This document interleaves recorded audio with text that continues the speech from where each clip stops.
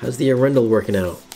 Johnny T's here today. If you guys don't know about Johnny T, I think Johnny T's got a video on his YouTube channel right now with his Arendal speakers. If you guys have never heard of Arendal speakers before, just click on my homepage. The main video I have up is the Arendal unboxing. Johnny's got a pretty kick-ass setup. I took a couple tips from him. We're gonna mount I'm gonna mount the Arendal surround speakers on my ceiling probably this coming week. I've got the update for those. I was actually gonna do that today, but then I got caught up doing some other stuff. I'm gonna do the Arendal review hopefully next week, maybe this weekend. So that's what's going on with that. But if you guys haven't checked out Johnny's channel, he put up a video of the Arendal speakers in his house. Kick-ass system. He's got some nice panels on his wall, sound absorbing panels with some artwork on it. I think the Joker's in it. Am I correct on that one? But these speakers are pretty awesome. They're a lot better than I thought they were going to be. They may find a permanent home in my home theater. They may have just replaced my MK speakers. So I'm pretty excited to actually go full 7.4 in the theater. I love these speakers. Fantastic quality. I don't think many people know about them because they're from like Norway, and there's not like any no advertising for them at all, at least in the US that I've ever seen. Amazing speakers. Check it out. Check out my video. Check out the links. Speakers kick ass. Awesome speakers. Much better than a lot of other speakers I've heard recently. Just a little bit of news. Today I turned on my 900F. I got the 75 900F. I turned it on today and I was greeted with the new Oreo update. So anybody that has not tried to turn on their TV recently should know that the Oreo update has hit, and we now have the Oreo update on our 900F series sets. I did a video on that for the A1E, I think a few months ago, about 2 months ago. It's a lot smoother than the older version. I forgot. What was it, Lollipop or something like that? It's a lot smoother, a lot quicker. So that's always a positive thing. I wasn't expecting that. I was gonna go watch The Punisher today. I was gonna watch The Punisher, and then I was gonna watch that movie Roma. Roma's been getting a lot of buzz. For all you guys that have Netflix, if you guys haven't checked out Roma yet, it's a good movie. It's an Oscar contender for Best Picture this year. I watched it last night, and I'm gonna say, do I think it's Best Picture worthy? I guess from an artistic standpoint it could be, but was it extremely long and kind of boring? Yeah, probably.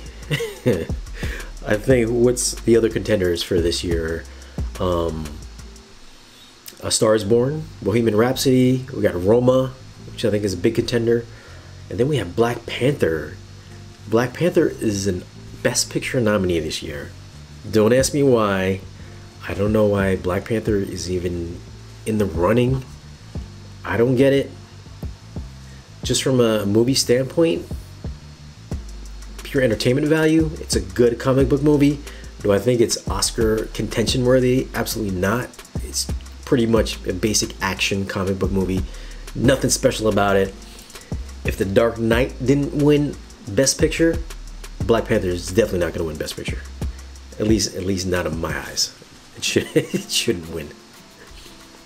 So I was a little surprised about that nomination there. What else? We did A Star is Born recently. We did that a couple days ago. That was a surprisingly good movie. I didn't think I was gonna like it, but it was a good movie. It's pretty predictable, and you knew exactly what was gonna happen at the end. I didn't see the three previous A Star is Born movies. I think there's 3 of them, 2 or 3 of them. I think there's like a Judy Garland one, a Barbara Streisand one. I think there's another one before that, so I think there's 3 original ones. I didn't see either one of them. I really didn't buy Bradley Cooper's southern accent. I guess maybe because I've seen so many movies of him, you know, like Hangover and all that, where he didn't have the accent. I kind of didn't believe it. Like, if I wanted to talk in like a southern accent, I could definitely talk in a southern accent. So I really didn't believe that he was from the South. I don't know, maybe that kind of threw me off from the movie, but I really didn't believe that. But Lady Gaga did a stellar performance. I liked her in A Star Is Born. She did a great job on that. I'm not a big Lady Gaga fan, especially with her like her Botox upper lip. Like her upper lip never moved. That always kind of bothered me. Other than that, it was a good movie. I don't think anybody's gonna cry, but at least I didn't cry. I didn't feel like emotional about it because you knew who was gonna happen at the end. I'm not gonna give you any spoilers.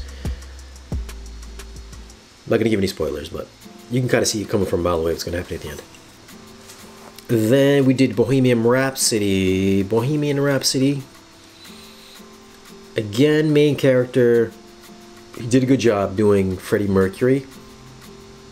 But did I think he looked like Freddie Mercury? Not really. I think he was a little too, in my eyes at least, he looked a little young.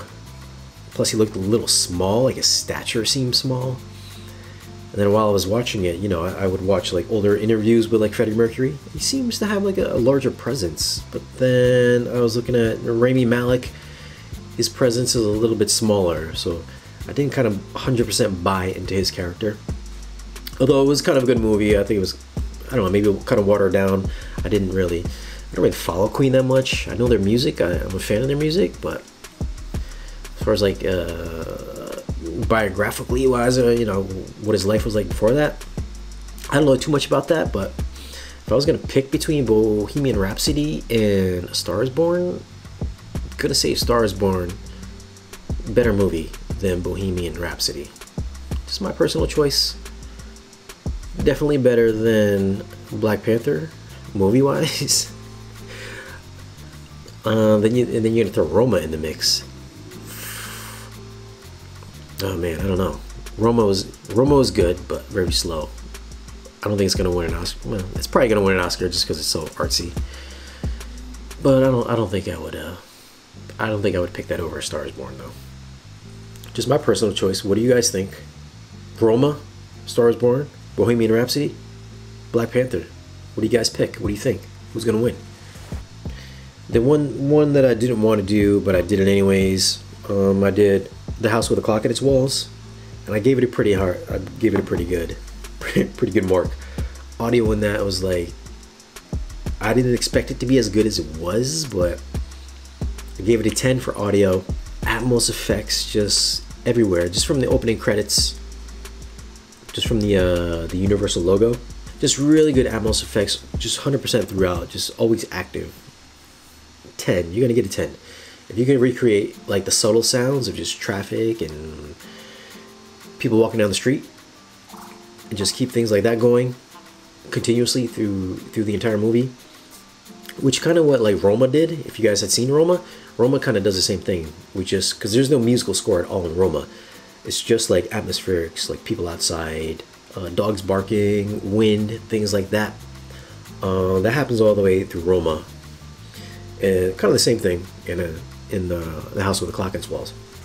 And then of course you get your big action moments, and you know, you get that big bass thumps, especially when guy comes back to life. I don't even know what his name is. Characters are kind of forgetful in the movie. Well, in the third act though, there's a big action scene where they're inside a gigantic clock. You can hear all the hear all the wheels turning. Amazing sound quality. Check out The House with the Clock in Its Walls. If you haven't seen it, killer. Especially if you have an Atmos setup, you got to do it. Video wise for that, kind of surprising as well.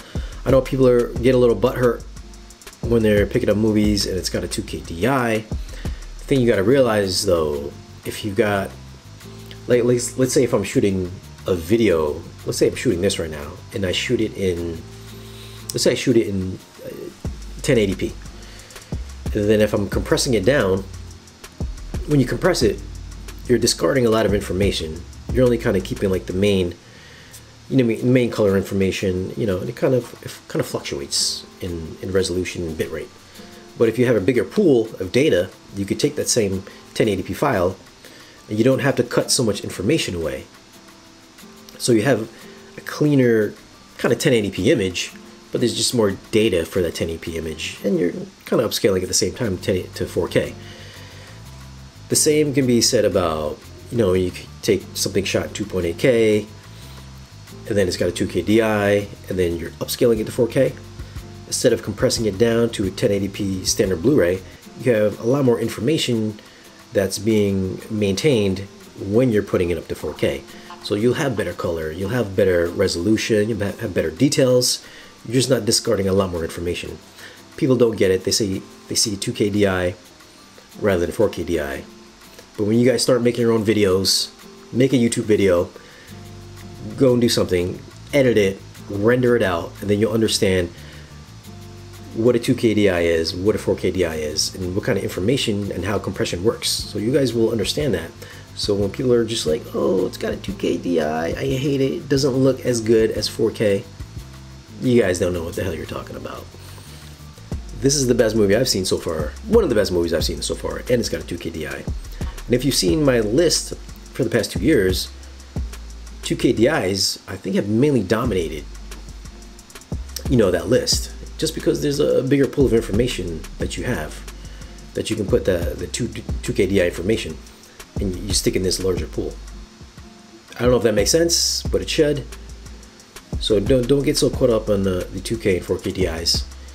Trust me, a solid movie with a 2K DI can look just as good, if not better, than a movie with a 4K DI. We also covered I covered the new Sony projector, the VW695ES. This projector replaced my old 675ES. Is it better? I'm not gonna lie, right off the bat, last year's version was $15,000. This year's version is $10,000. So in that aspect, good job on Sony. You're saving the consumer some money this year. $10,000 is still a lot of money though, considering you can get some cheaper like 4K upscaling projectors. But then again, you know, who wants a 4K upscaling projector, right?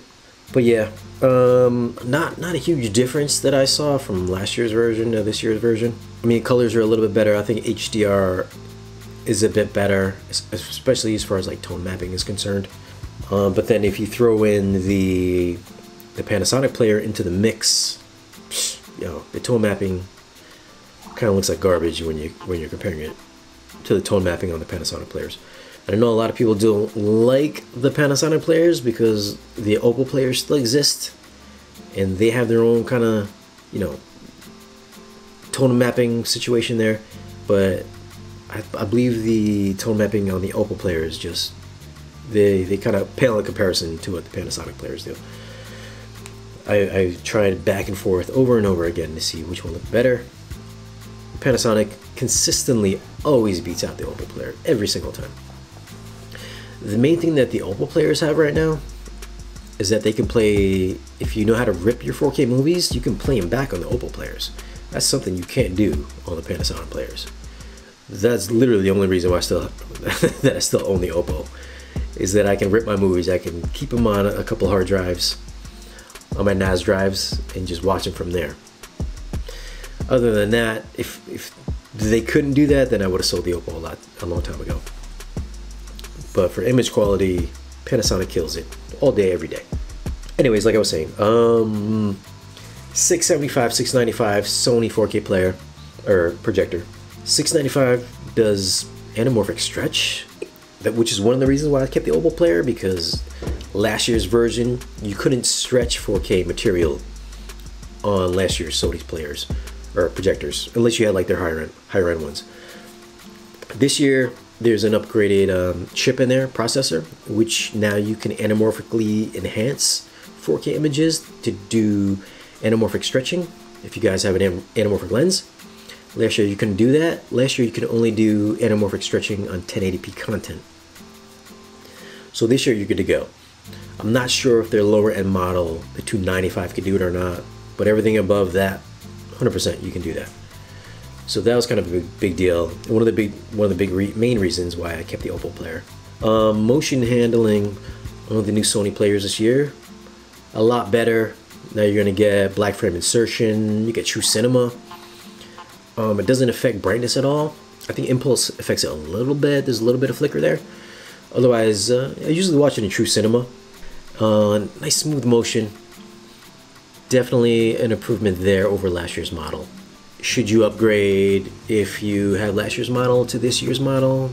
I don't think it's really compelling reason enough to do that, especially if you're running like a Panasonic player. But if you're a big video gamer, you know, like I said in the video, if you're a video gamer, you want to play your Xbox or PS4, 4K 60 HDR on a big screen, then yeah, man, I think it's big for that. What else did we cover this year? So that's it for the projector. I mean, I love the projector. It's a great projector. I know JVC's got theirs coming out. Actually, I think they're out right now. I think they're shipping right now. I've heard some good and some bad things about them. If I get it in for review, maybe I'll wait till maybe a month or two down the road, see if I can score me one of those NX7s. I think the NX7 goes for like $8 grand or something like that. Sony's been kind of like dominating the 4K projector market for the past few years now. If you guys like to see something in the future, email us, let us know any kind of topics you guys want to watch. If there's something that we haven't elaborated on a past video, email us, let us know, we'll tackle it. We'll answer these questions in future live streams. But thanks for watching. We'll see you guys again in the next video.